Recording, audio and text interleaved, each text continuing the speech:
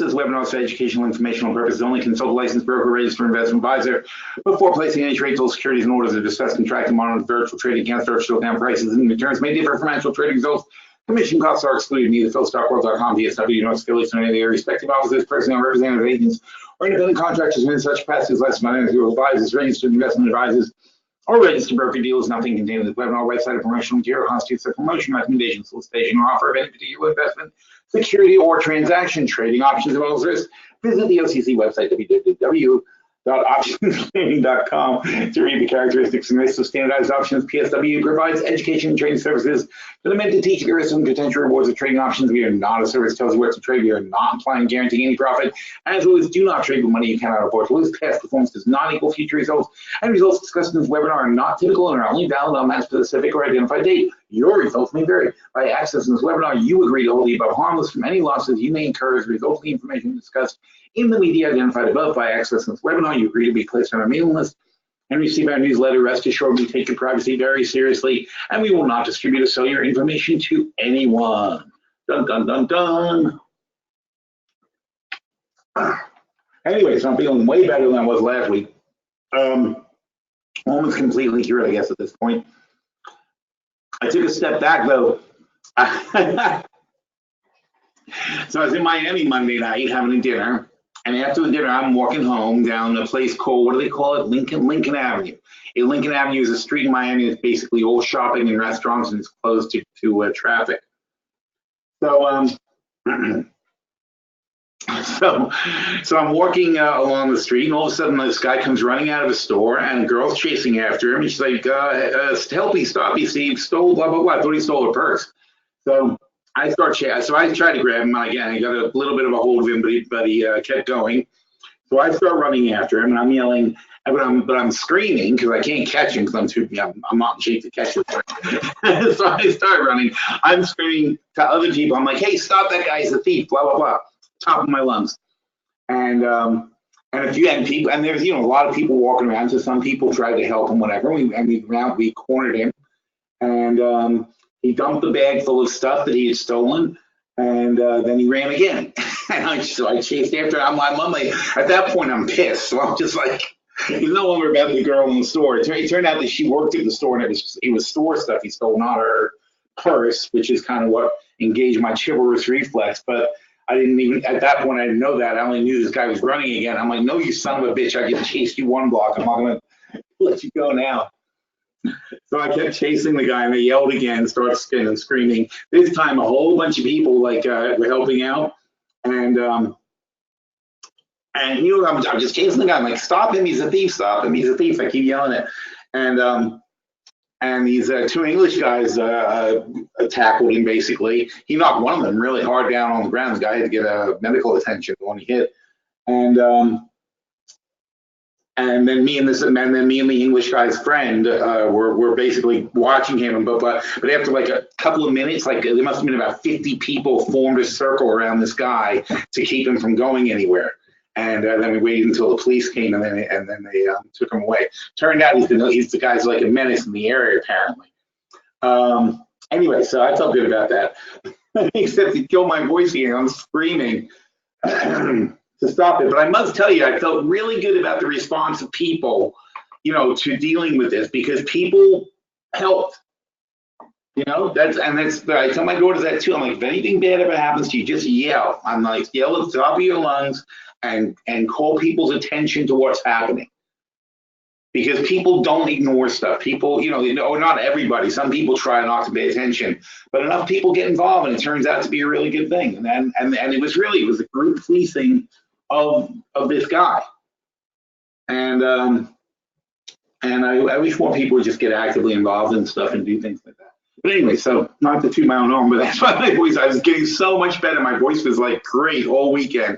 And then that screaming thing was not the best. Neither was running 3 blocks for me, frankly.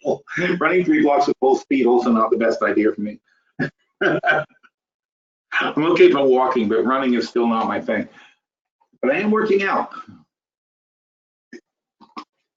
As you guys will see, I'm very damn buff at the moment. I'll be on TV later tonight. All right, so what are we doing? We're having a fun morning. We went over some stuff. And let's talk about what's going to happen tonight. I'm going to go on BNN, Bloomberg Canada, and the show's called Money Talk at 7 o'clock. And we're going to go over the Money Talk portfolio, which is well, this is really the point I want to make today. This is a very constrained portfolio. We started it with just $50,000 on 9/6/2017. If you go back to, there's a section here, Money Talk. See right here on the Phil Stockworth site, you've got the Money Talk section, and you can go back here, probably to day one, I imagine. There's not a second page, so if we just go down the bottom of this page, and what do we got? What is this? It's so tiny. So here it is on September 6, 2017. We will be tracking our trade ideas, blah, blah, blah, blah, blah. And here's the trades. And here's where we are. All right, so we start off with a very tiny portfolio. And, oh, I see. So this is tracking how we were moving from that point to this point. And so our initial trades when we started were Apple, IMAX, LB, and Wheaton Precious Metals. Those were our first 4 trades in the portfolio. And then September 20th, November 9th, and December 12th. And then you can go, each time that we update them, August 20th update, September 24th update, October 24th update. And, well, that suddenly brings us to January. So it skips along quickly. And oh, that's January's update, right? And then now there'll be then this new one will move into this update, and that's how we keep track. So you can go back and see all the trades we made, how we made them, even the TV shows that we made them on. We only make trades that we talk about on the television show, and we don't change them in between, except for the one time that I felt it was really crucial that everybody get out of GE a couple of months ago. Late February, because of the because they were doing that bullshit with the stock, and they were divesting the division and blah blah blah, and it would make a mess out of the stock. And I'm just like, you know what? I'm just fed up with these guys. It was like the last straw for me on GE. I mean, it was bad enough we were losing money, but now they're going to give you these oddball pieces of stock and whatever. It just wasn't worth it anymore.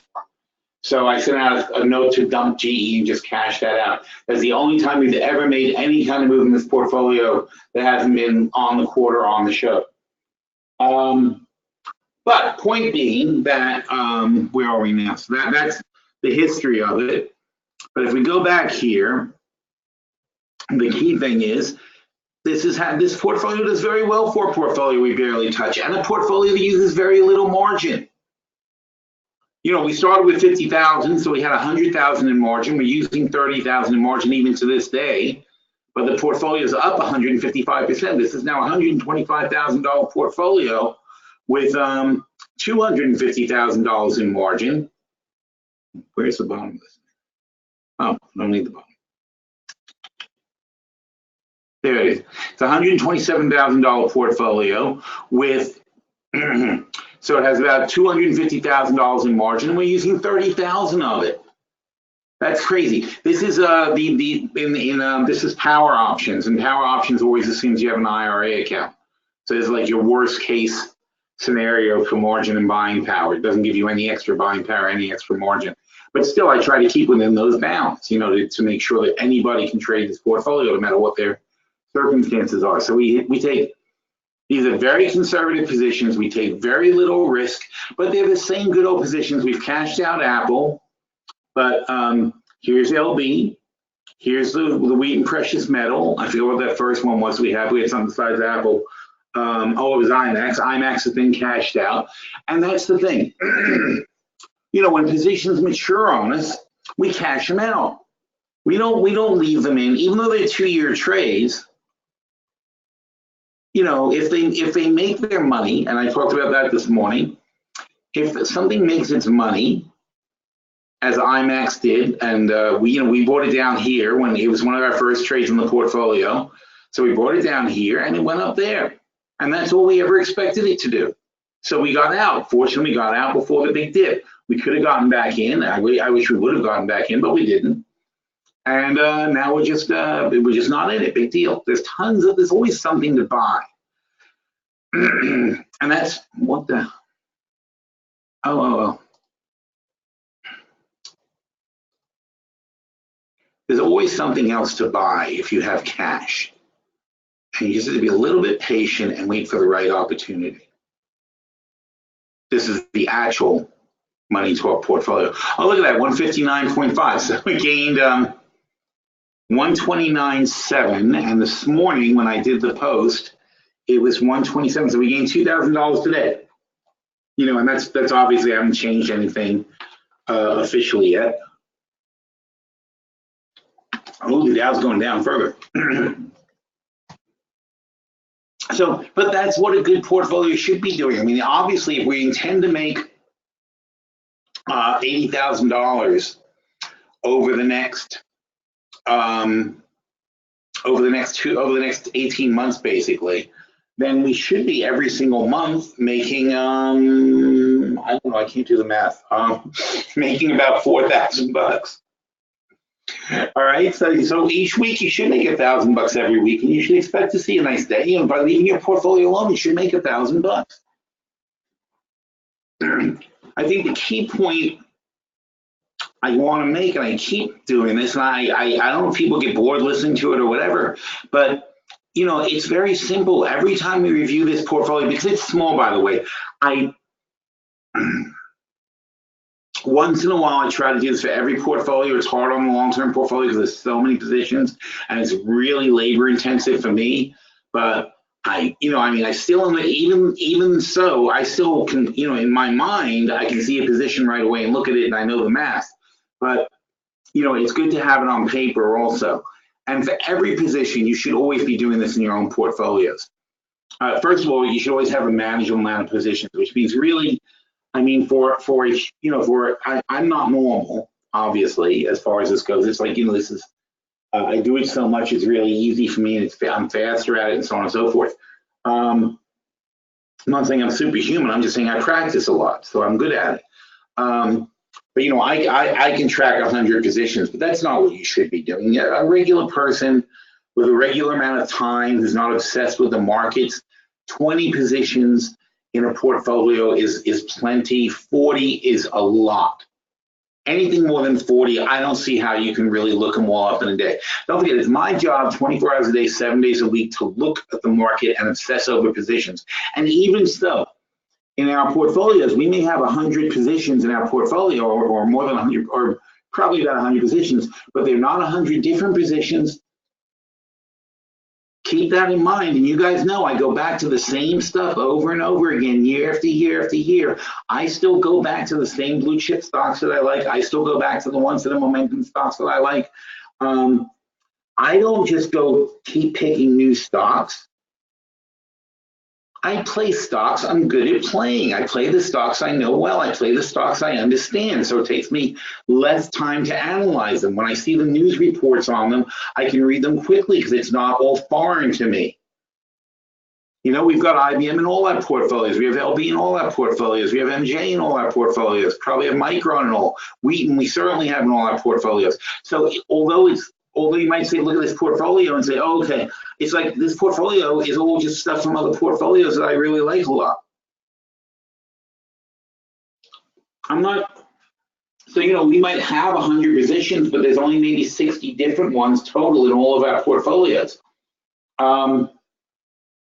You've got to be able to concentrate and understand your stocks and focus on them.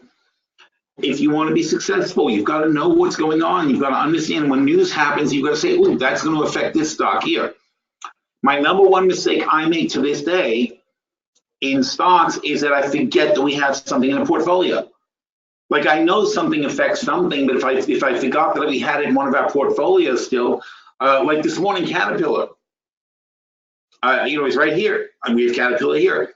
I forgot we had it in this portfolio, and even as I did this morning when I did the review, I forgot that Caterpillar's earnings weren't as good as I thought they were going to be, and now they're negative. But it's okay. I mean, I don't think it's going to stay down. I think Caterpillar's in good shape, and if we do the trade deal with China, they're going to really take off. But as I said this morning, I was super on the fence about cashing them out, and that I frankly should have cashed them out. That's one position I would have liked to have closed. And I wrote that somewhere. Oh no, I'm sorry, it wasn't even Caterpillar. Which was the one that, oh, this one, General Mills, sorry, it's General Mills, it was iffy. It wasn't Caterpillar, it wasn't iffy. Caterpillar has too much to gain. Anyway, point being that, first of all, step one, you've got to know all your positions and you've got to understand why you're in them, and when news changes, you've got to know when you want to get out. You've got to know the value of every position. I don't mean the value of it now. How much is it really worth based on what you understand about it? And if anything happens to it, does that change the value of the position? You know, so we have Alaska Airlines here.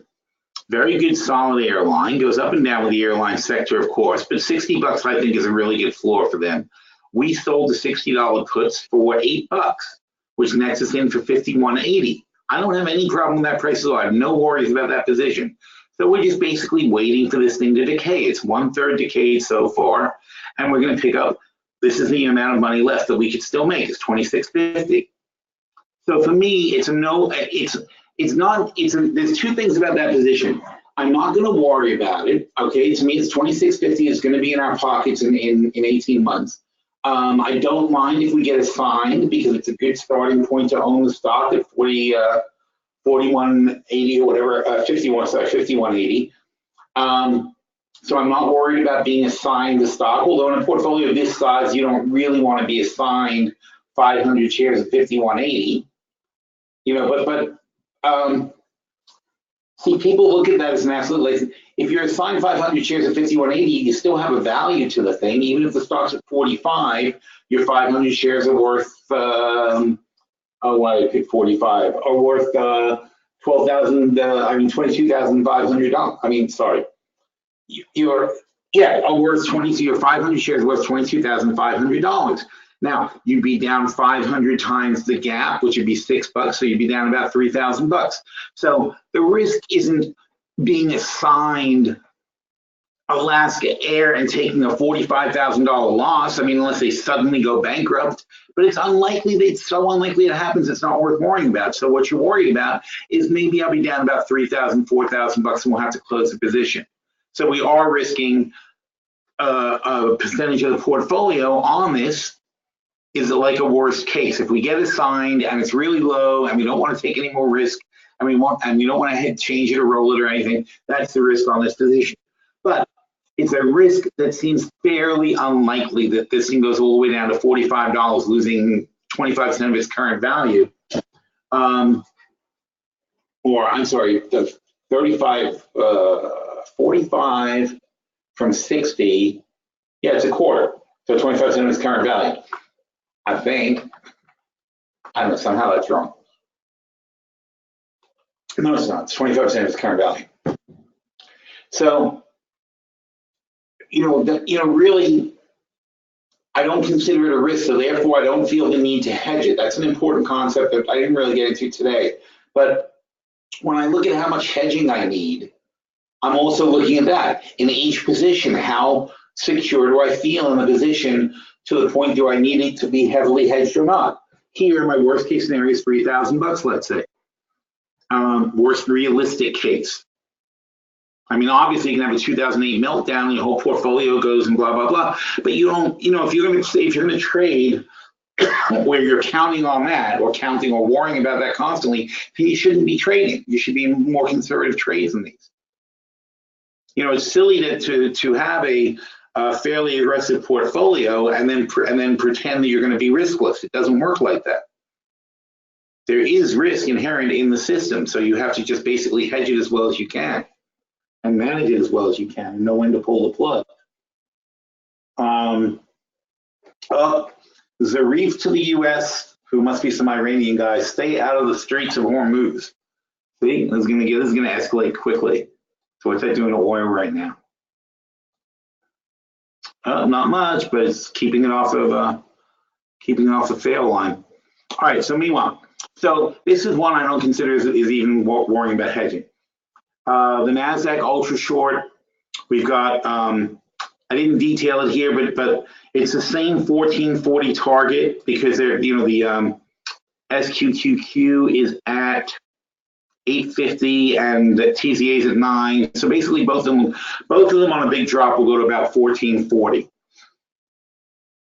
And with the NASDAQ, we've got the $10 calls. We're buying back the $15 calls, so there's no cover. We're not buying it back because we think it's going to go over 15. We're buying it back because if it does go close to 15, if it goes to 14, and we get $4 back for these, right, which would be a massive increase in the value of these hedges, we'll be able to quickly take the money off the table because we won't have to worry about the short calls. If we have the short calls as well and there was a big spike in our favor, we wouldn't be able to just take it off because this is a small portfolio. And again, you have to think ahead.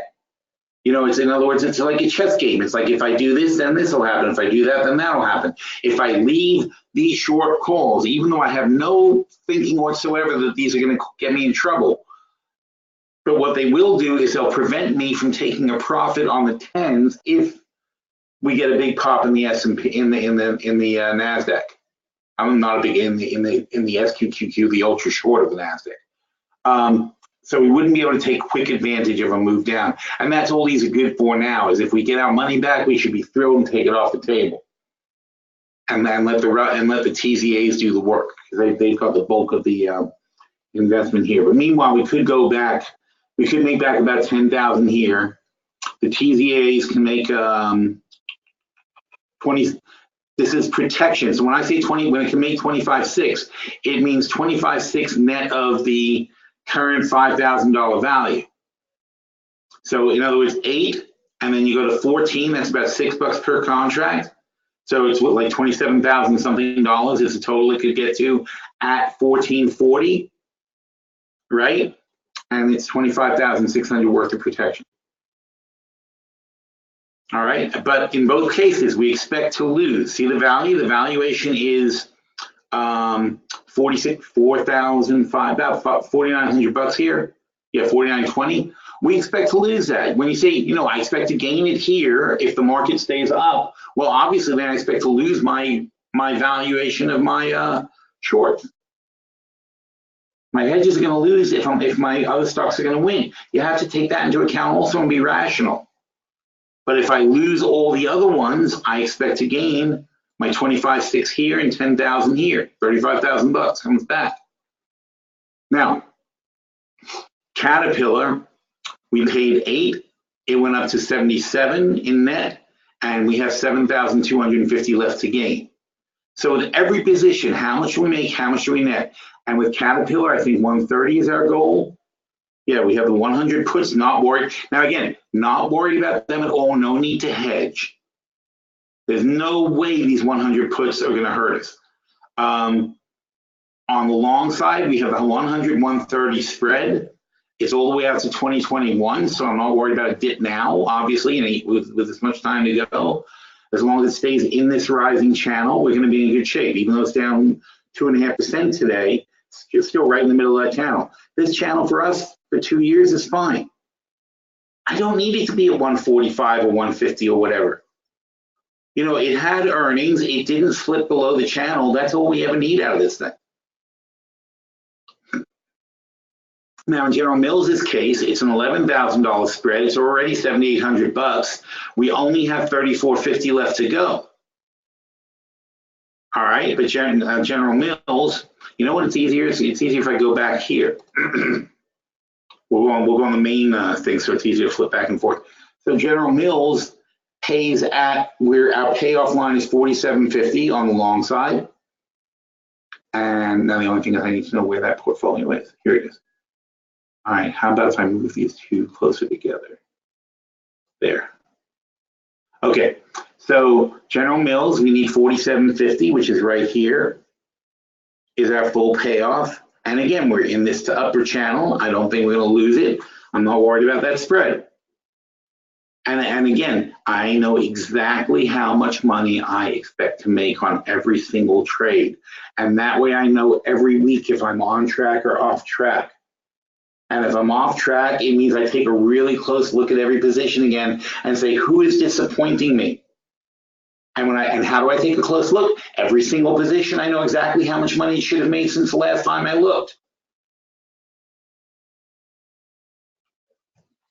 All right, honestly, if you can't look at your portfolio right now, and on every single position, you don't know how much money you're going to be at next month with every single position, if you're on track, you're doing it wrong. There's a very simple overall formula to this thing. It's that we are buying an underlying position, usually a long call, and then we're selling premium, usually a short call and usually a short put, both of which will inevitably, without a doubt, it's a physical rule of the, it's a law of physics kind of thing, that over time, the premiums that we sell will decay to zero. That is the nature of how they work. It's a mathematical fact. That's what we take advantage of. The stock may go up or down, the underlying that we purchase may go up or down, but in either case, no matter which way it goes, even if they go in the money, their premium still goes to zero. So we have this incredible advantage when we're taking positions that for sure we're going to make our premium money no matter what happens. So sometimes we'll get lucky, sometimes we won't get lucky on our picks, but the premiums, we don't have to get lucky. We're going to get the cash anyway. And that's a huge advantage. So as it turns out, if you look at the what are they? The top trades, right? We do roughly 100 plus top trades a year, couple a week on the average, and they tend to be 70 to 80% accurate. So and probably it's true in the portfolios too. So I would say that we're anything better than 50%, you're going to do great in this kind of system, because again, our system doesn't require a stock to go up to make money. Flat is fine for us to make money. We don't care if something even slightly down, we can make money on our positions. The only thing we don't make money on is things that go sharply lower. And in a sharply lower market, it's not magic means we're going to lose some money in a sharply lower market, but hopefully we lose less money than everyone else. And if we lose less money than everyone else, then we relatively have more money to spend and we'll still do well. Okay, there's many, many ways to win and very, very few ways to lose, and that's the key to a good system. Now, Barrick Gold, the old ABX, they just merged, which makes me less sure that they're going to really pull it out in any kind of near-term future. The upside potential in the spread is $10,000, but notice I didn't count it, I didn't highlight it, because I'm not sure they're going to make it in the time frame we're looking at. We may have to roll and adjust this one out. And if I had to eliminate something from the portfolio, I'd probably eliminate this position because I don't know for sure we're going to make our money. Okay, that's this position on GRLV. At the moment, it's a bit above break even. All right, but I do believe gold is going to take off. So I want to stay with it. I kind of like to have it in the portfolio. I think it could be a nice winner. It's going to make 509%. So it's kind of hard to kick it out if I don't have a better reason than just I'm a little bit nervous. I'm not nervous about gold. I'm not nervous about the company overall. I'm nervous about the timing due to the fact that they just merged two gigantic gold companies and they're going to divest assets and they're going to lay people off and they're going to reshuffle things, all the normal things that happens in M&A. And people will possibly freak out about like any little glitch in the earnings. So we'll have to wait and see what happens and how the combined company ends up reporting themselves. But, so I like it long term. If they get cheaper, I'm going to like them more, frankly. But I don't know for sure that within 18 months they're going to be able to turn themselves around to look to not turn around, but to finish their mergers and get everything lined up and then start cranking out profits, the kind of profits they expect to crank out with this. Of course, if the price of gold shoots up, none of that matters because they're going to make a fortune. So if the price of gold goes up $100, it wouldn't matter what they're doing internally. They're going to make unbelievable amounts of money because now they have twice as much gold and they're clearing an extra $100 a shop for it. But Barrick, who now controls the overall company, basically what they do is they buy portfolios of mines, which is what they've just done. They bought a huge company now this time. But they go over each of the mines and either they can improve the efficiency and get their cost of gold back below $800 an ounce, the cost of extraction below $800 an ounce, or they sell the mine. And that's what they always do. They say over time, Barrick Gold buys a bunch of mines in somebody's portfolio. They take all the good ones that they can fix up and do something with. And their operating efficiency is what they leverage. They have operating efficiencies other people don't. They know how to do stuff better than other people. They have better with equipment. They have better a management team, a better process. They apply that to other people's mines. And so they take a mine that somebody sells them that was costing that person $950 to pull gold out of the ground. And Barrick says, I know we can bring this down to $750. And that's the reason they buy the stuff. They might buy a whole portfolio. They might buy 5, 6 mines from someone just to get one. But they're not stupid. Before they do it, they know that they're going to be able to flip the other mines out. But the problem is that they sometimes will flip those other mines out at a small loss or break even or something like that. And if they do that, the investors on this side get nervous because they don't understand what's going on. And they go, oh my God, why did Barrick, they just bought this mine and now they're selling it for a loss. But the thing is, they didn't want that mine. They wanted the mine that's going to make the better money. They want the productive mine. That mine just came along for the ride. They had to buy the whole company to get the mines. So that's where my nervousness is with Barrick. It's nothing bad at all. It's the way they do business. It's perfectly normal. I don't know in the portfolio of mines that they bought from GOLD. GOLD was the original symbol of I think it was Randgold Resources. In their portfolio that Barrick bought from them, I don't know how much is great, how much is bad, and whatever. They were a good operator though. So they probably will keep most of the stuff that they bought. And they were a good operator. They had good cost controls and so on and so forth. This was a very big merger that Barrick pulled the trigger on, and they did it while gold was still pretty cheap.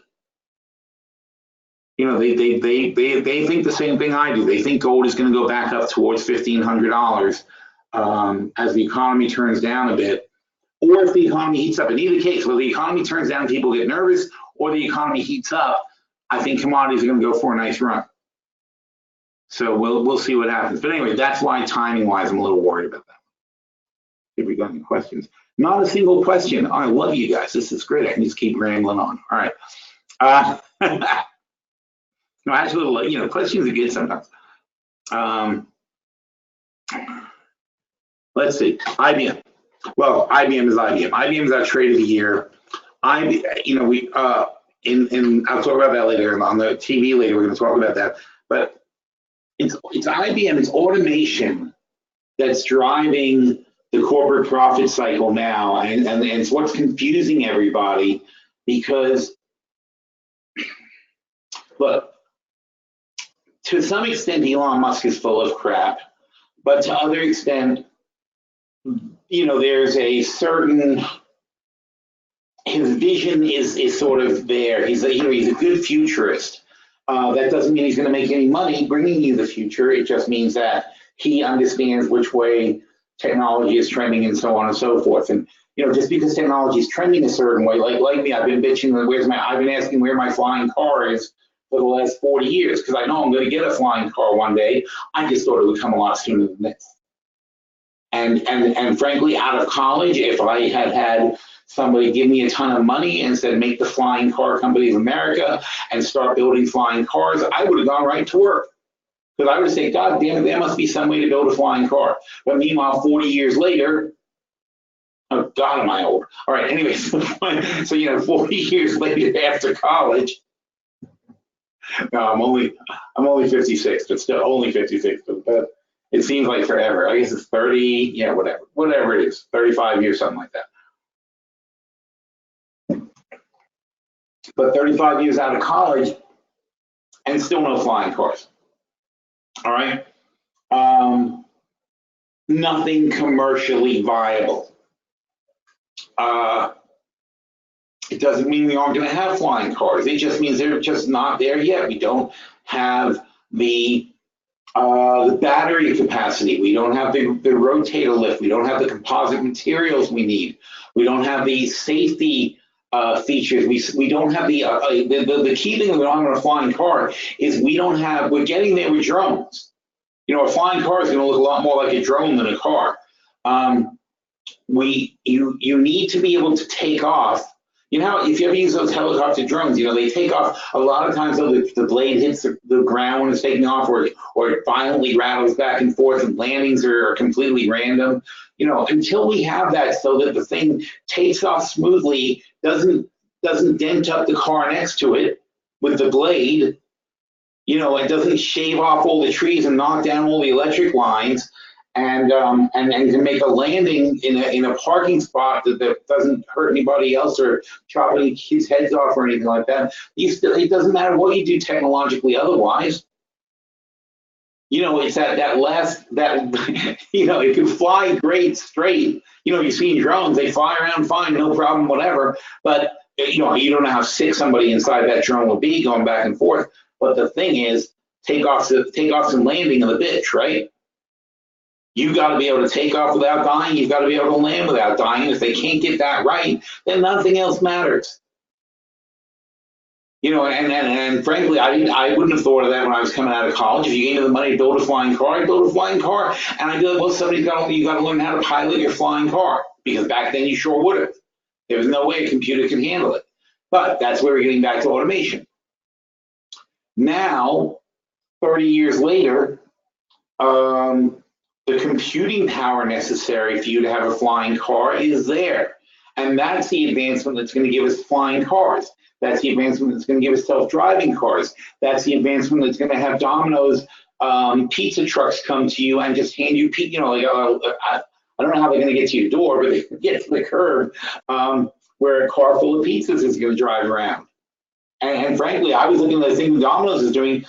They're going to just bake the pizza in the car. Like, they're going to put the oven in the car and bake the pizza in the car.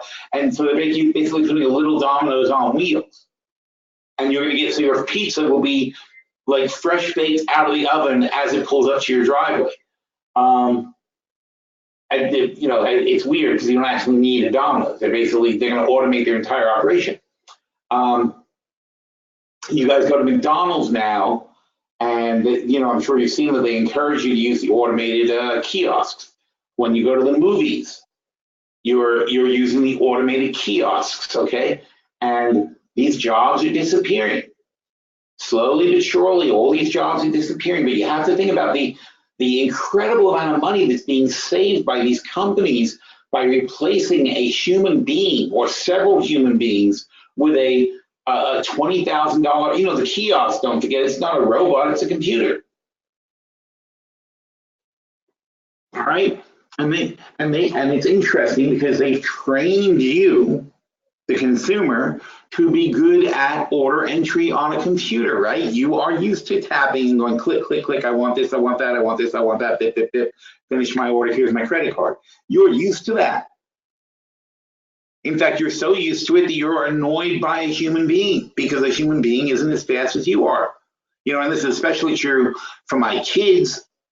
My kids don't like, I talk to my Siri, I dictate my messages all the time, and my kids are like, why do you do that? It's so slow. And I'm like, it's faster than I type. It's a good speed for me. But both of my kids are way, way faster inputting their own text. So for them, that's not a benefit to have something that converts your voice, unless it converts even if it converted their voice faster. I think they think faster than they talk. So I'm pretty sure they're going to be, they're ahead of it. I think Maddie said she types like 80 something words a minute. And that's without ever taking a typing course. That's just what she does from text. So, you know, so these skills that people have picked up from a lifetime using the phones, they translate into a system where the consumer, and same thing goes to Amazon, the consumer, you are, you're doing the job of the store clerks. You're placing the orders, you're buying the merchandise, you're moving stuff around. They don't need, all they really need is somebody to pull something out of inventory and hand it to you. And they're adjusting those systems and doing it. But meanwhile, you're talking about efficiency, efficiency, efficiency. IBM, very, very much into this stuff. They're the Watson stuff in the background. You know, people, I don't understand, everyone forgets about what they're doing. But, you know, IBM is moving in that direction. IBM's got the Watson thing that's going to run all the back-end offices. It's going to take away all the telemarketers are being replaced by Watson. You know, it doesn't sound like Watson, because IBM sure doesn't want it to sound like Watson when you're being annoyed on the phone by a telemarketer, but that's the technology that drives these telemarketing systems now. That's the system that drives when you call for customer service and you're prompted through systems. And it says, oh, then you must want this, and oh, you must want that. Like, is it Comcast Xfinity? My cable's Xfinity, I think it's the same as Comcast. So you have a whole conversation with the computer for like 5 minutes before you ever talk to a person. You know, and that's Watson. And people don't understand how ubiquitous it is and how it's just getting into everything in the background. But then the upshot of that is it's making companies more efficient. And instead of having a McDonald's has to have, you know, look, okay, McDonald's, for example, they're open almost 24 hours a day, or they're open late, whatever. They have rushes. Anybody who's worked in restaurants knows this. You have rushes, especially if you work like fast food places that are open late. There's certain times, and you can't predict them exactly, but because you don't know what's going on. Something lets out. There's a carnival down the street, and it lets out, and it stops at a certain time, and everybody heads past McDonald's and stops there. There's movies that let out, and people stop there. They go on the way in, they stop there. You don't know what time the shows are going to be. You don't know what time things are set up. You just sit in there in your McDonald's, and all of a sudden, 25 people show up. So in order to satisfy those people when they show up at a random time on a random night, you always have to have an extra person or two around, and basically they're all twiddling their thumbs most of the time. But then sometimes they're completely swamped, and then they go back to twiddling their thumbs. That's just the nature of the business. It's inefficient, but you can't help it because you don't know when you're going to need them. But on the so you are having, you know, say you need 3 people for 3 shifts. So that's 9 people a day to be there in case there's a rush. But with it, if instead of having 3 people in 3 shifts, you have 2 people and 3 terminals where people order, 3 kiosks where people order. Now you've actually got more places where people, now you have up to 5 order windows open, where before you had at most 3, yet you only have 2 workers instead of 3, and you've put up 3 terminals, and maybe those terminals cost $10,000 each, so $30,000, but you've eliminated 3 shifts of 1 worker who made $20,000 each, so say you're eliminating $60,000 in cost, and replacing it with $30,000 in terminals, and those terminals are going to last for years. So now you're giving better service to your customers, faster service. You can scale up on a moment's notice as far as it is, because the terminals don't have to sit there wasting their time. They're just sitting there. It's just an unused computer, but as soon as somebody walks in, boom. And you guys see that in the movies all the time. We used to wait in giant lines for the movies, right? For tickets and stuff. That doesn't happen anymore. Mostly you're getting them on the phone before you even show up. And if you do show up, there's plenty of those terminals all over the place to take your orders. There's still a few people taking tickets, but it's not some crazy madhouse where everybody's pissed off anymore.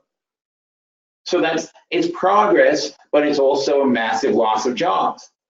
Efficiency for the companies, no extra work for anybody.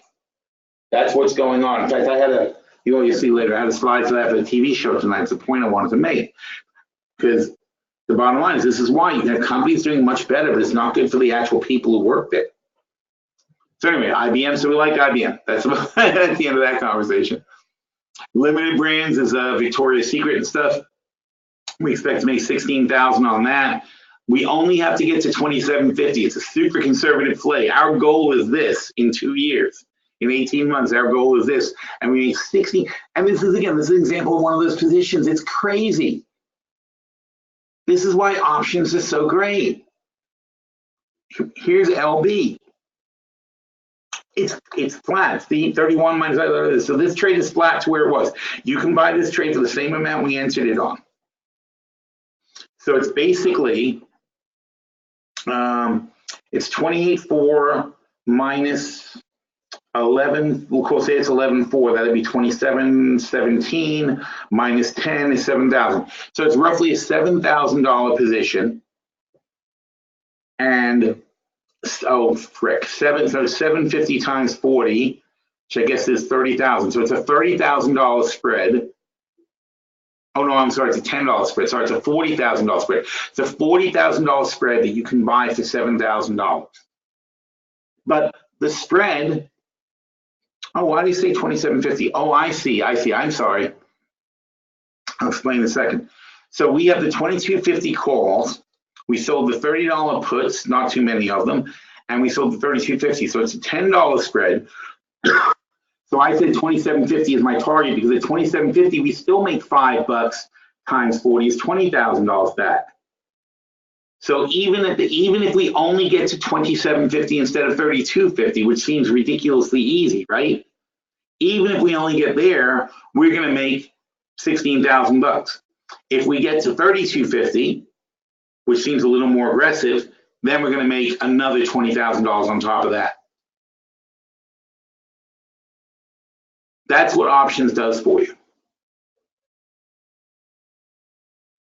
We only have to lay out $7,000 in cash for a $40,000 spread that has an excellent chance. We own the 2250 calls.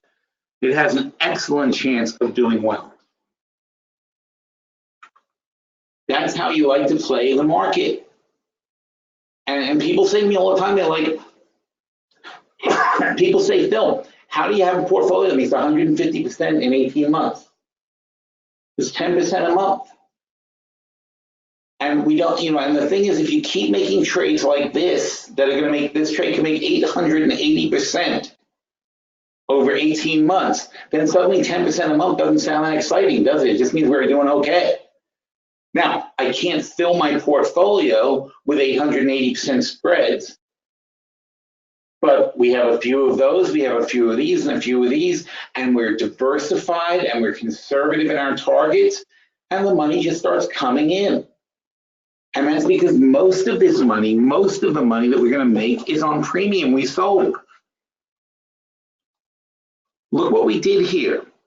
We bought the 2250 calls for 760.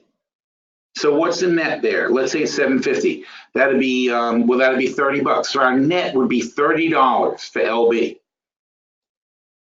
Okay, we sold, so anything over 30 we win. But then we sold the 3250 calls way out of the money for $14,000. We paid for half of the cost of these calls by selling calls that were way further out of the money. This premium will expire. It will go to zero. I don't care if LB is at $1 billion, this will still be zero premium in the end. And it doesn't matter if it goes to $1 billion because we're still $10 below the billion. And we still get our $10. Doesn't matter if this is infinity, it's infinity minus 10. There's nothing in the world that can happen that stops us from making 10 on the upside. So it doesn't matter what we sell above us, it's free money. This is free money. This just basically lowers the cost of this. On the other end, yes, we risk being assigned LB at the $30 strike, but we're collecting another $8,700 there. So we're netting in for 15 here. Now we're dropping our net to basically 6. So saying that, bring our net down to around $6,000 on and the spread remains. It's a $40,000 spread, and at 22.50, that spread, we're at 25 something now. So the spread is $12,000 in the money right now for $7,000 or $6,000. Now, what kind of risk do we really have on the $30 puts? Well, we risk being assigned 1,200 shares of LB at 30 bucks. But the reality of that is also it's the same thing. In other words, it's only a matter of how far below 30 will we get killed. So let's say LB goes to 20 and we're assigned and blah, blah, blah. Then we owe 1,200 times the $10 spread between the 30 that we're assigned and the 20 that we can sell it for at that time. And that would be $12,000. So we could be down $12,000 on this position. It's not risk-free. You don't make $40,000 risk-free. We risk $10,000 to make $40,000. That's a very good risk-reward situation. Also, though, we know that when push comes to shove down the road, again, all this premium will disappear and become worthless. We will then be able to roll these puts to longer puts that have more premium. And so we'll be able to lower our basis even if it goes against us. So the risk is actually less than what it seems, not, and it's actually a very good position. And it was well worth anchoring it in this portfolio. For one thing, trade of the year. And I wish we'd done a bigger chunk of IBM, but I didn't want to overdo the margins. For one thing, it was our trade of the year idea, so we felt very confident in it. We've analyzed this company very carefully. And also the reward far outweighs the risk on this trade. And that's why we came up with it. But you can do this trade right now. This trade is the same as where we bought it. MJ, marijuana ETF. I think it's going to blow through this $45 target. I'm not even slightly concerned about this trade. It's already doing really, really well. And the position still has an additional $28,600 left to go. So, you missed out on, that's crazy. It's a $40,000 spread. It's $11,400 now. So it's still going to make 28.6 on 11.4, which is whatever that number is. But we started at 1,250 cash. And it's up at 11.4, and it's still going to triple up from here. And again, options. What did we do here? We sold a crap load of premium, right? We bought the $25 calls for 10 bucks. So we paid net 35. It's at net 35 now. But we immediately turned around and sold so since we're in for net 35, we sold the $45 calls for how much? For 5 bucks. We got half our money back right off the bat. We got 10,000 back of 19. And we sold the $30 puts for 77, dropping our basis to basically nothing, to 1,250 bucks. That's all the cash we laid out. What's our risk? Our risk is being assigned 1,000 shares of MJ at 30. I did not consider that to be a risk on 1029. And what's the chart look like? There you go. On 1029 at 30, we sold the $30 puts for $775. And again, this is a big difference between being a value investor and being a chart person, because the way we look at things is very, very differently. In other words, when I see this thing collapsing and it gets to $30, it makes me buy it because $30 is my buy target. I want to get in this ETF at 30. I would have liked to have gotten in 25. We bottomed out at 25. We had already gone in before in a trade like that. When this got to 20, I wanted to put it in this portfolio, so we got it back here. I didn't know for sure I meant get back to 25. I felt good about here. Here I didn't feel as good about it, but I'm still not worried because I know what it's worth. I know what these things are worth. The same way we analyze the NASDAQ is how you analyze every ETF. You know, a week ago today, on in our morning report, we analyzed all the Nasdaq stocks and we looked at them and said, here's what the Nasdaq is worth. That's what kept us bullish. We were we were looking to decide whether we were going to cash out or not. We decided to stay in because we figured we can justify where the Nasdaq is right now. Same thing here. Every component, you look at the top components and you say, is this one worth it? Is this one worth it? Is this one worth it? What's the future? The thing about the MJ ETF is, let's say they have 10% of the top 10 marijuana companies, right?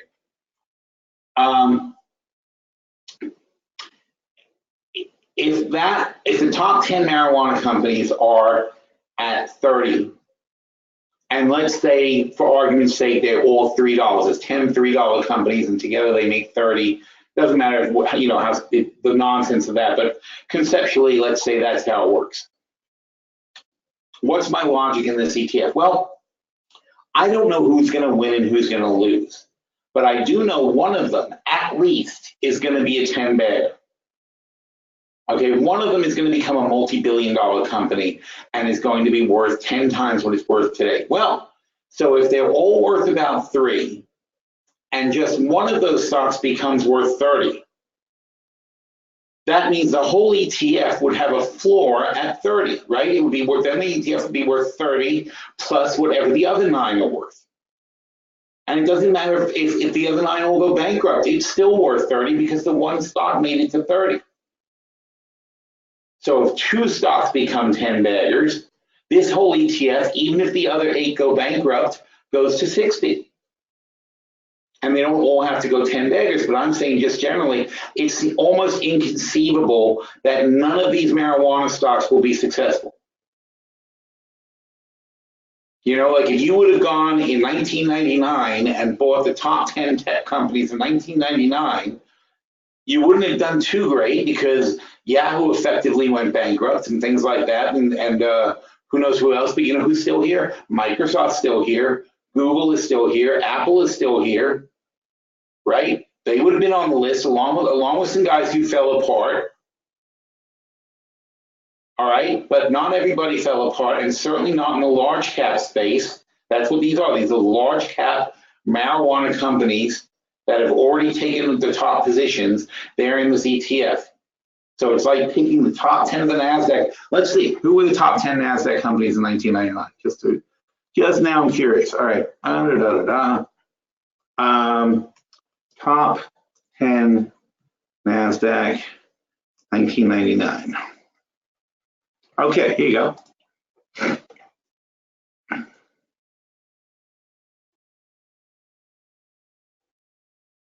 Just give me a list. Come on. Ugh, are you kidding? Well,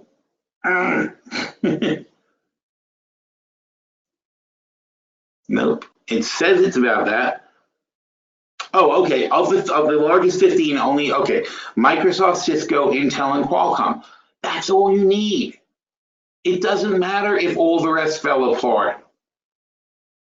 These guys are, you know, probably Microsoft's 100 times where it was at the time. And Qualcomm through the roof, okay? Intel through the roof. So that's what this is. It's an ETF of stocks, and some of them are going to be successful. So I'm very comfortable with this investment, okay? And I'm telling you this in the context of the fact that you can still buy it for $11,000 and it's going to hit 40. I don't know what else I could say about a stock. I mean, that's my logic. It's a pretty simple premise for why it's going to be there. So I feel good about that one. I'm not worried about hedging it. It has, frankly, what happens to this ETF has pretty much nothing to do with the market. Now, the thing that can kill you here is obviously they change the laws and somehow Trump decides to make marijuana completely illegal or something. Who knows? You know, they decide that THC is an opioid. It's possible, and that's the risk. But otherwise, it's just ridiculous. I mean, it's like saying, it's like if you could have bought every liquor company back in when Prohibition ended, you could have bought an ETF for all the liquor companies. You don't know which ones are going to do well, but some of them are going to become big companies. It's like you can now sell liquor. That's where we are now. You can now sell pot. Some of them are going to become very big names. Micron chips, obviously, and it's the chips that drive the things. IBM and Micron are in the same boat. It's the chips that are driving the efficiency of all these companies. We're going to go through a huge cycle of look, if you're going to either automate or you're going to die. Businesses are not going to be able, you can't succeed and ignore the fact that you need to be automated, because you can't be paying workers when your competition isn't. It's not going to work like that. Oh, I was sorry. I was going to say that about Elon Musk also. The point about Elon Musk and the futurism thing. So in Elon Musk's presentation the other day, he was talking about that it'll cost about 28 cents a mile or something, or whatever. It's not like 28 cents a mile for Uber. So what Uber's going to do is not Uber, Tesla. What Tesla's going to do is no different than what Uber does. In that they're going to tell, you're going to have a driver with a car, and the driver with the car is going to be told, this person wants to be picked up here and dropped off here. The only difference is Uber doesn't need you to be in the car. I mean, sorry, Tesla. The only difference is, it's going to be very hard for me to keep that straight. The only difference is Tesla won't need you, or they say that they won't need you. And ultimately this is true. Whether it's true next year or not, like Musk says, is highly doubtful, but whether it's true eventually, of course it is. And what's going to happen is when I'm not using my car, it's going to leave the garage when it gets a call, and it's going to go pick up some guy I've never heard of and go drop him off somewhere, and then it's going to come home and park itself again when it's not needed, or it's going to go do the next job. So all night long, my car is going to be prowling around, picking people up and giving them rides. And will I have mileage? Yeah. Will I have wear and tear? Yeah. But you know what? If my car is making $40,000 a year, God bless it. Okay. And that's what these Uber drivers make, 30, 40,000, a good Uber driver is going to make $30,000, $40,000 a year. So what's Tesla saying? Tesla is saying that the operating cost of the electric vehicle, since there's no gas cost really, so the operating cost of my fully charged Tesla going out and going to pick up some people and driving around and giving them rides and coming back at the end of the day, my operating cost is very low. I've got a car with a simple chassis, much simpler than a standard car chassis. They should be very durable. It would be worth it for Tesla to make them more and more durable if they're going to do this also. It's going to be very durable. And in fact, frankly, if you're not worried about range, which you wouldn't be in local driving, they really should start making taxi versions of these things that are heavier, that don't have the kind of range that a regular Tesla does, but can take more wear and tear. So my car goes out, it picks people up, it has a day. Let's say my car gives 10 people rides tonight, and I get an average of $10 a ride. All right, so I get $100 tonight. My car goes out and makes $100 tonight. Tesla's saying, look, we're going to take 25%, 30% of that money. So let's say Tesla takes takes $3 or $4. Let's say they say 3. So let's say they take 3, and I get 7. So I'm going to keep $70 for the night. I don't really have, my only cost is really putting the electricity back in the car and so on and so forth. So maybe I'm going to clear $50 for the night, and even counting insurance. So I'm going to clear $50 for the night. I do that 20 nights a month, and it's $1,000 a month. Basically, my car is now free. My car, I'm not using it. It would have been in my garage. Instead, it's out prowling around picking people up.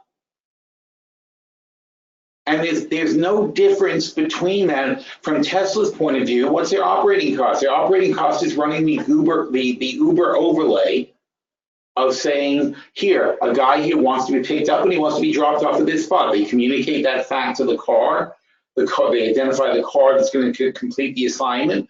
My car goes, okay, thank you, sir, and goes and drives, gets the guy, doors automatically open, guy gets in, doors closed, car says whatever, probably the car's going to start talking to you. And it's going to drop him off, and then it's going to go look for the next guy to pick up. It's not a complicated concept. Now, I don't expect The flaw in Musk's plan was, well, first of all, the first person in the market is going to look like they're doing great, but the reality is everybody's going to be able to do this. And if it makes sense for me to buy a Tesla and have this done, then it certainly makes sense for Tesla to just run their own fleet. What do they need me for? Why should they wait for me to buy a car? Why don't they just throw them right on the streets as soon as I make them? So what's going to end up happening is all these car companies who are all pursuing the same thing. Uber's doing self-driving cars. That's the dream of Uber. The only justification for Uber to ever make money is that they're going to fire all their drivers and have self-driving cars. But everybody's got that plan. And what it's going to do is it's going to drive down the cost of a self-driving car. This will be great for consumers because realistically, there'll be no reason for you to own a car. There are going to be cars everywhere just waiting to pick you up and take you places. So, you know, on the whole, that's probably a good thing. I mean, it's going to really disrupt the economy drastically. You're not going to need garages anymore. All the way medallions went out of business, the way taxi medallion places went out of business in New York City, parking garages are going to go out of business. We won't need parking garages anymore. These self-driving cars don't need to be parked, or they can go park themselves in Jersey. They don't need to park in expensive Manhattan spots for $50 a day. So, you know, all these garages are going to start going out of business, but of course, we're going to reclaim a lot of space. But if the garages go out of business and commercial real estate collapses and blah, blah, blah, there's all sorts of repercussions to these things. These are massive disruptions in what we do. Also, millions of drivers, millions and millions of drivers will have no jobs. Another huge disruptive thing. On the other hand, people who used to make cars, well, auto companies are going to collapse also. But then all these people who spend all this money on cars and insurance will now have much more disposable income to buy other things. So other industries will flourish while this stuff collapses. It's going to be very interesting. It's going to happen over the next 5 years. It's all going to fall apart. I told my kids, I said, you're really the last generation that's probably going to even bother getting licenses. It's just not going to be a thing anymore. In fact, my daughter Madeline, my older daughter, my younger daughter loves driving. My older daughter, she drove, but she didn't even bother going from her permit to her license. She still technically has a permit. She just never, it just wasn't interesting to her. You know, she'd been using Uber for a couple of years. Then she gets her learner's permit, and then she drives, and she says, "Why would I want to do this?" That's her attitude. It's like, you know, and we looked at the cost of a car for her compared to how much she spends on Uber. It costs her less money to have an Uber available whenever she wants it than it would to have a car sitting in the driveway. And it's just not her thing. She's not interested. My younger daughter loves having a car, loves it. She's into the whole freedom, go out there with your friends, party and all that, you know, that's her thing. But my older daughter, she's now at UMass in college. She's like, all I would have to do, she goes, my friends who have cars are like suckers. She goes, they give rides to everybody, and they have to go get their car and plow their car and shovel out their car and blah, blah, blah. She's like, I'm so glad I don't have a car. And when she goes somewhere, she just gets out like it's like a limo. And, you know, and I feel that way too. I mean, as a city person, I always thought when I was older, I'm like, one day I'm gonna get a limo. That's what Uber is. It's a limo. It's a driver comes, picks you up, takes you where you're going, he drops you off, and you don't have to park or think about it. When you get out, you push a button, he comes back. It's not the same guy, but who cares? It's not the same car. It doesn't have a bar. You can get one with a bar, actually. There's Uber Black, which has all that stuff. But in reality, I'm not paying $75,000 for a full-time driver to sit around in a car that I pay another $200,000 for. I'm saving a fortune by using Uber. That's an efficient economy. That's how it works. But unfortunately, it's disruptive for some people. Great for some, disruptive for others. All right, so Micron, same thing, chips everywhere, everything with chips and whatever, that's the way the economy is changing. Wheaton Precious Metals is, that's the old silver Wheaton. We've been playing this for a couple of years. It's already up 282% from our entry. And it's got another 1850, oh no, it's an 1850 spread, and there's no reason we don't think we're gonna get the full money. So we're looking for 9,000 more on this one. Now, 9,000 is still 92% more than where it is now. It's at $97.50, it's going to make another $9,000. It's going to make almost 100% of where it is now. I guess it's good for a new trade. It's just weird. It's hard for me to recommend it as a new trade when we came in at $25.50. So it's like, you missed out on $7,000 already. But that's the nature of the stuff. It's like when we have a brand new trade, that's the time to get in, but it doesn't always go your way right away. That's the trick, and that's the funny thing. I mean, when you do the 25.50, you can go negative 25.50 really fast, and you're down 100%. You go, oh my God, I'm down 100%.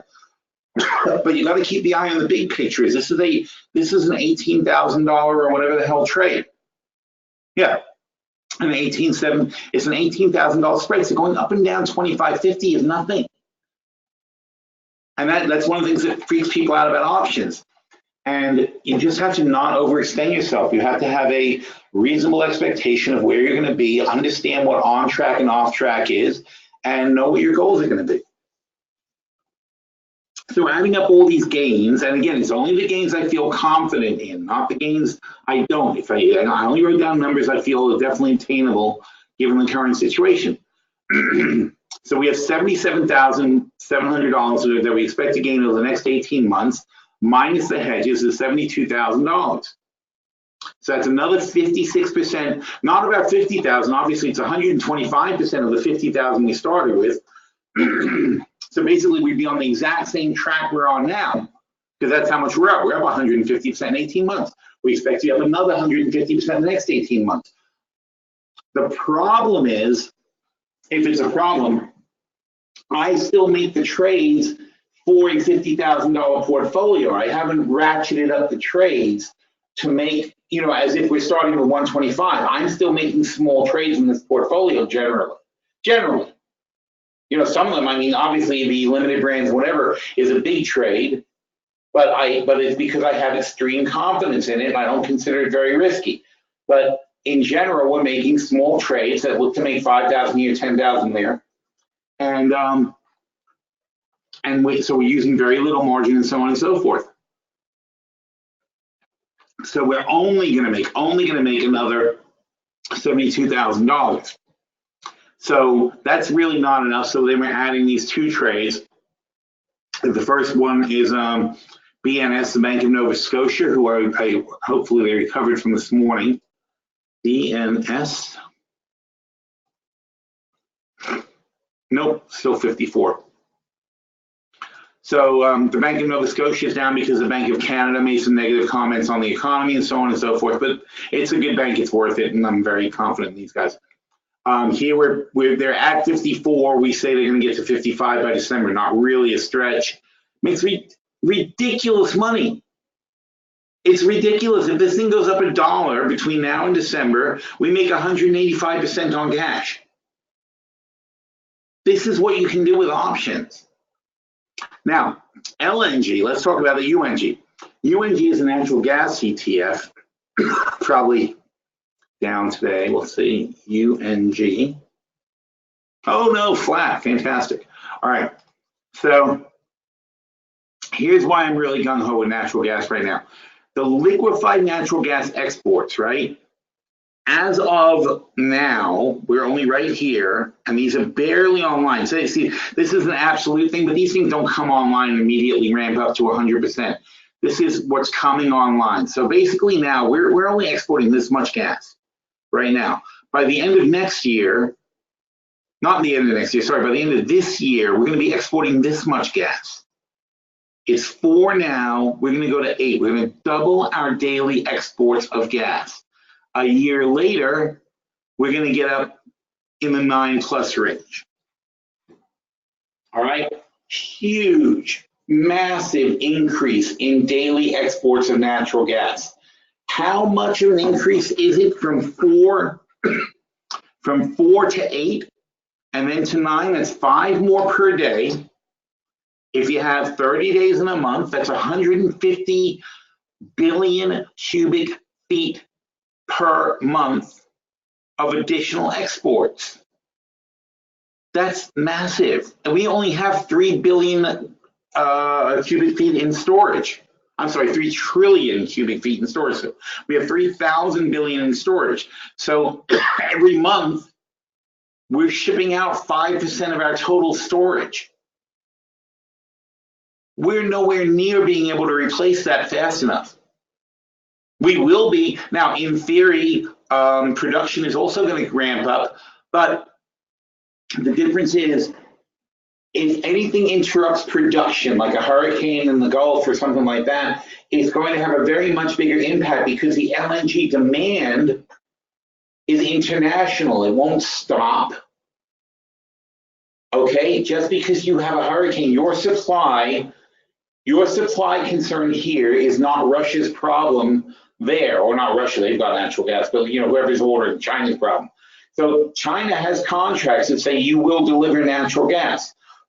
That means when there's a supply interruption, LNG, the company that exports a lot of natural gas, the ones that own a lot of these things, the Sarbanes-Passes are all LNG. That's why they're the most advanced company in this business, because they're the ones that open up the first batches here. All right. All these natural gas terminals that they run, they've got contracts to supply to China and this country and that country and that country. And those are futures contracts, essentially. At a certain price at a certain time, they've got to deliver this natural gas. So what happens when there's a supply cutoff in the US? They have to jump on the open market and scramble and get as much natural gas as they can at any price to fulfill their contracts. Otherwise, they will pay a huge penalty. So they will suddenly, all these people who are currently not buying natural gas may suddenly come on the market and ask for hundreds of billions of cubic feet worth of gas to fill a gap when the production slows down. And they will be asking for it at the time, obviously, the production just slowed down and nothing's available. And they will drive prices through the roof. So what's going to happen is the steady increase in demand and the erratic increase in supply is going to lead to price spikes. Very, very sharp price spikes. And it will take many years before the market matures and settles out. So that's what we're banking on, is once in a while, this is going to happen. That's what happened here, boom. And it'll happen again, it'll happen again. That's normal in this kind of market because the demand doesn't stop. As you build these things, you're fulfilling contracts around the world, and those contracts are constant. They always want this gas. Just like with OPEC, we always want the 30 million barrels that Saudi Arabia produces, or whatever the hell it is that they're exporting. I'm sorry, it's 30 million for OPEC.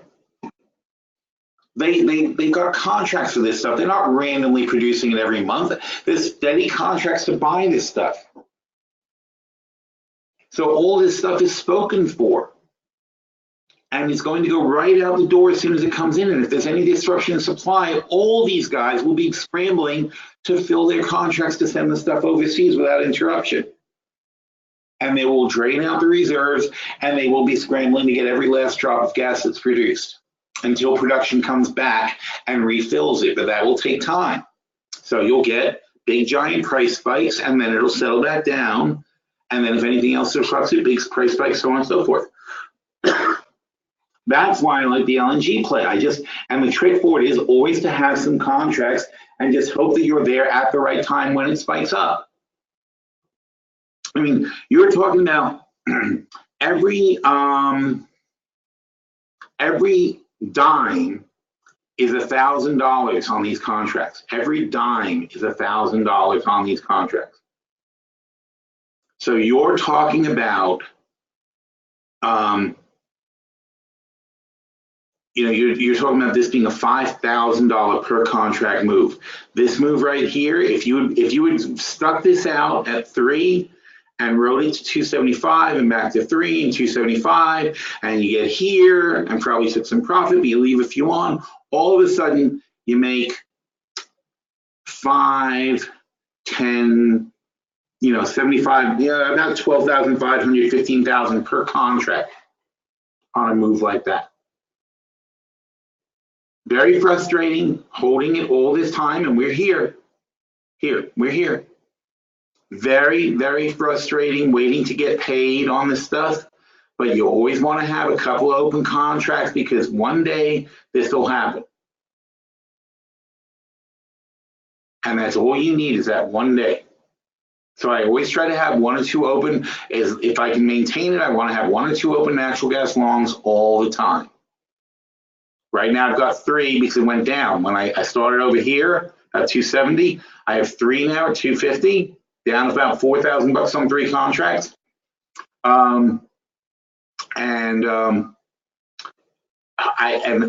Obviously if I get even, I'm going to cut back to 1 or 2.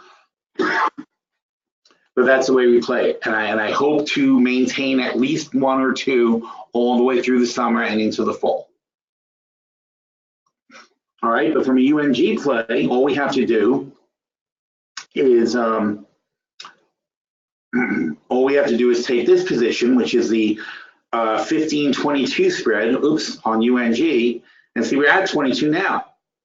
So all we're saying is we're going to be higher than where we are now.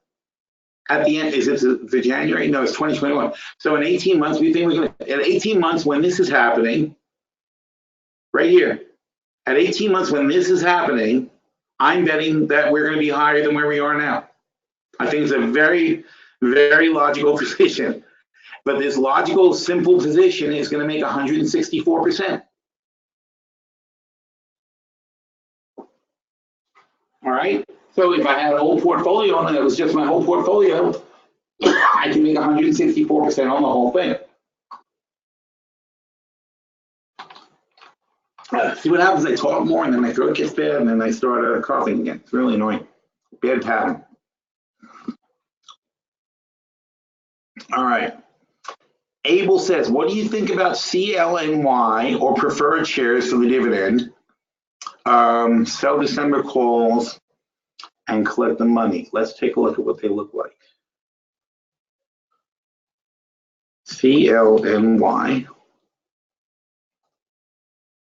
Wait, why is this not working? I don't know if the preferred share, I mean, you know, maybe the preferred shares are fine. I really don't pay attention to them actually.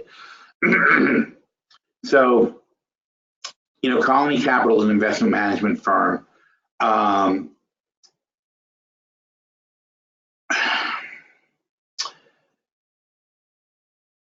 It's just a standard REIT. They have a huge payoff ratio. They pay out 7% dividends, which is great, and the preferred are probably similar.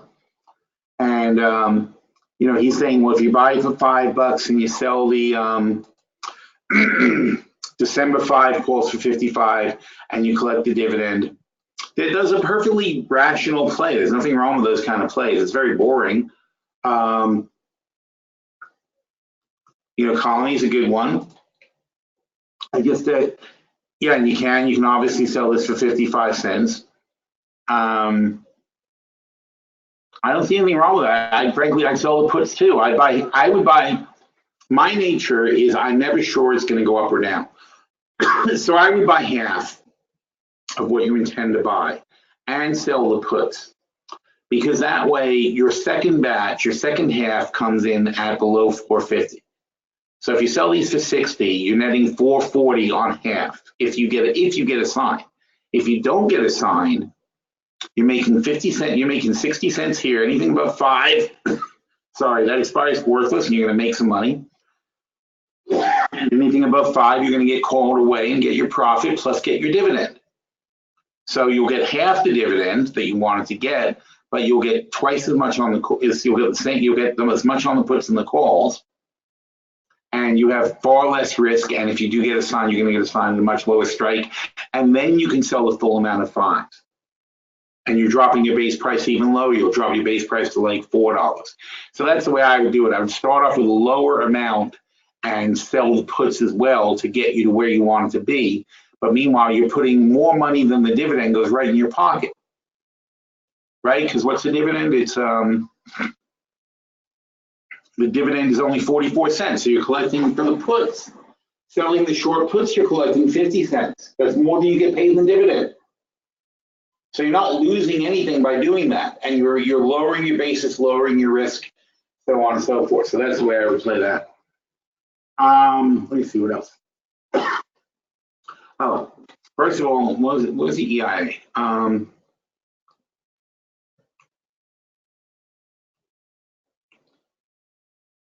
Petroleum status report. We can look at that today. April 19th. Commercial inventories increased, that's terrible, by 5.5 million barrels. Gasoline decreased by 2.1. Distillates were basically flat. And what happened to all other oils, right? When, oh my God, look at the build in all other oils, 425 to 431. So overall, you've got an increase from 884 to 93, almost a 10 million barrel, a 9 million barrel increase in overall products. That is devastatingly bad. That's an incredibly drop in demand. You know, but what that means is last week, because last week they had a big drawer, it just means last week was an aberration. And by the way, they caused those on purpose. Like they do it psychologically though, because it was a holiday. But don't forget, this is post-holiday, and this indicates a very, very deep lack of demand.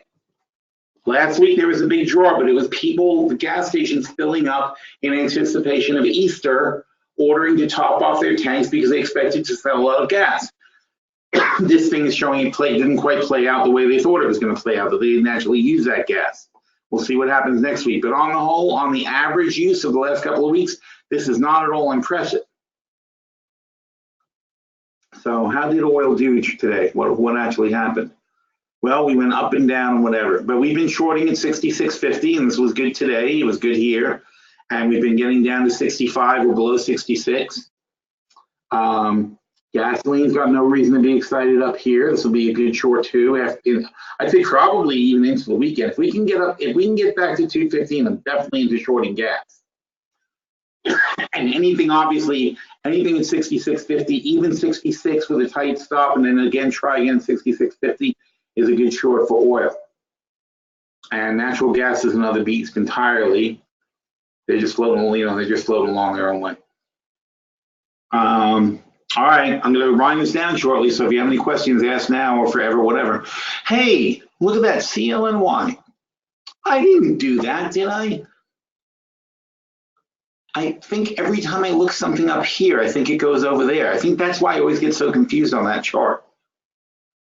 Because I know I didn't put no CLNY in that chart.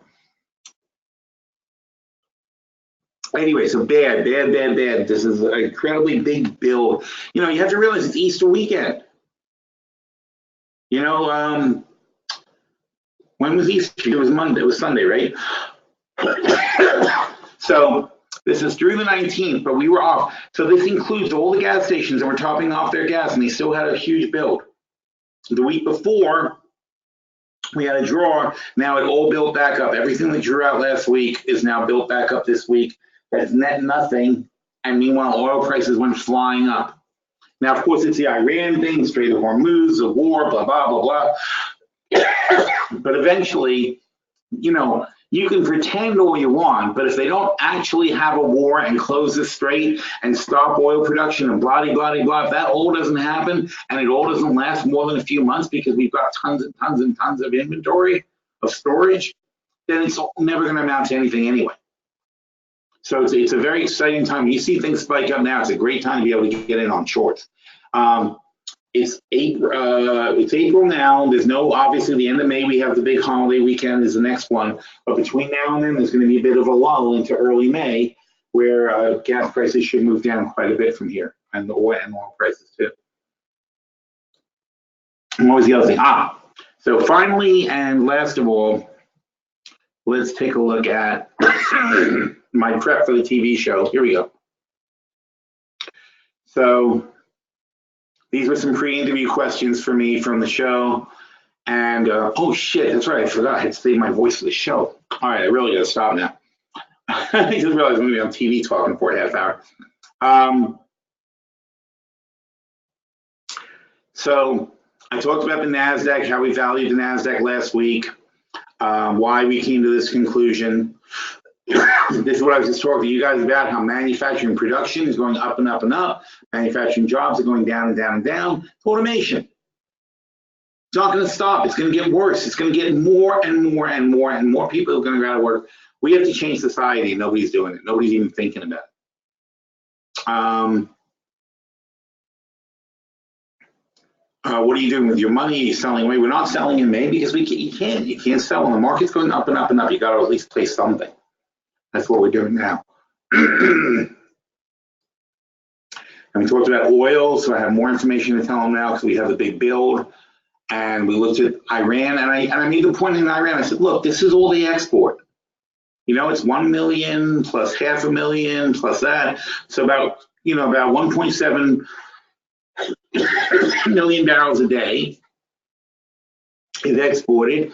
China is their biggest customer, who's going to tell us to fuck off and is not going to, they're not going to abide by sanctions. They're not going to. China's not going to say, "Oh, we're not going to order this oil from Iran," and just to make the U.S. happy. Why should they do that for us? They don't have a problem with Iran. We're the ones that have a problem with Iran. Our partners here, Japan for sure, India, South Korea, they're all going to go along with what we want. But it's not a big deal. It's 500,000 barrels that aren't getting bought.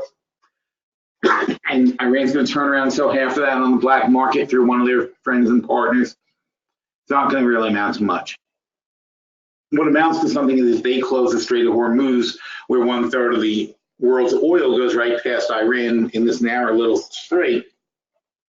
And all Iran has to do is point some guns at it and say, don't put any ships through there or we'll sink them.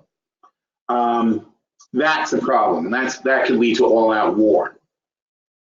And that would drive the price of oil sky high, which is probably what Trump wants. So he probably has a whole bunch of oil people who are promising big campaign money if he does that. We were going to go off for the summer anyway, so I don't think it's going to be a big change, and I don't think it's really going to blast us too much higher, unless we have a long, protracted war, then we can get somewhere. And that's it. And the rest is going to be on TV later tonight. So hopefully I'll get my voice back. I'm going to go have some tea, and we'll see how it goes. All right. So thanks, everybody, for coming. Oh, wait. I see another couple of questions. John says, so we have a new IPO in consumer foods, Beyond Beef, blah, blah, blah, who's meat alternative. I honestly don't know the numbers for Beyond at all. I don't know what they're asking for. I don't know what they're making. I like them as a concept, but that doesn't mean I'd pay 100 times earnings for them. I'm not going to run out and they do have a patent though, and I don't think what they do is easy to duplicate. I don't know the economics of what they do. It's not my field. And I haven't had a chance to read up on them enough to make a really good decision. But I love the idea. I think probably 100 years from now, you're going to be eating, maybe not their stuff, but most people are going to be eating most things that are synthetic. I think that, the existence of this stuff, and if it's palatable to the taste and so on and so forth, it's going to take over.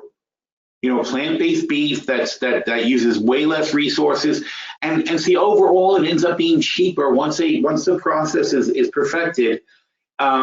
It's obviously cheaper to use the biomass of plants than the biomass of animals, because you have to feed the animals. The same plants have to be fed to the animals, who take out some of the nutrients and then poop out the rest for 3 years before you get to eat a steak. So you're using probably 300-400 times more biomass to make a burger out of beef than to make a burger out of the plant in the first place that the beef is eating. So what are you doing? You're cutting out the inefficient cow. The cow is the inefficient worker in this process. Right now the cow is being paid effectively by the room and board of the farmer. The cow, the same way a slave is being paid, but the cow is being paid for the privilege of eating grass. The farmer gives them for 3 years in grains, and then after 3 years he cuts his head off and chops them up into little pieces. That's their employment contract. But if you tell that same farmer that he doesn't need the cow, and he can take this beef and he can take these plants and turn them into meat directly at 1/100th the cost, of course he's going to say screw the cows. So that's ultimately what you can expect to happen. You can obviously say right now, well, it doesn't taste the same, it doesn't this, it doesn't that, but give it a couple of years, geez. But seriously, 100 years from now, nobody's going to kill cows to get meat. That'll be silly. Meat is the stuff you make out of plants. as weird as that seems, it's going to be like that. Now, I must say though, when I was in Miami, I had a really gorgeous piece of Kobe beef that I don't see how they're ever going to replace that flavor, but we'll see. But I go to who's it? BurgerFi. There's a place called BurgerFi down the street from me, and they have a Beyond Burger, and it's actually quite good. Surprises the hell out of me. I'm a hardcore meat eater, but it is good stuff. Disney overvalued now, 135. I don't know if you can call Disney overvalued. I'm sorry, those parks are full. The movies are making $1 billion each when they come out. They've got the Star Wars parks opening this year. I don't think I'd be really jumping on a bet against them. And certainly I wouldn't be worried about your 92.50, 105 spread. Just let it expire and take the money, and that's that. And Alistair says gasoline $4.90 plus US per gallon in Vancouver this weekend. Really? Wow. That is a wow. That's crazy. So he's saying gasoline is hitting $5 a gallon in Vancouver. I don't know what's going on in Vancouver, but that's not cool. And I was just in Vancouver. What a great place. All right, guys, thank you very much for coming. I've got to save my voice for the radio for the show tonight, and we'll do it again next week. All right, take care, everybody.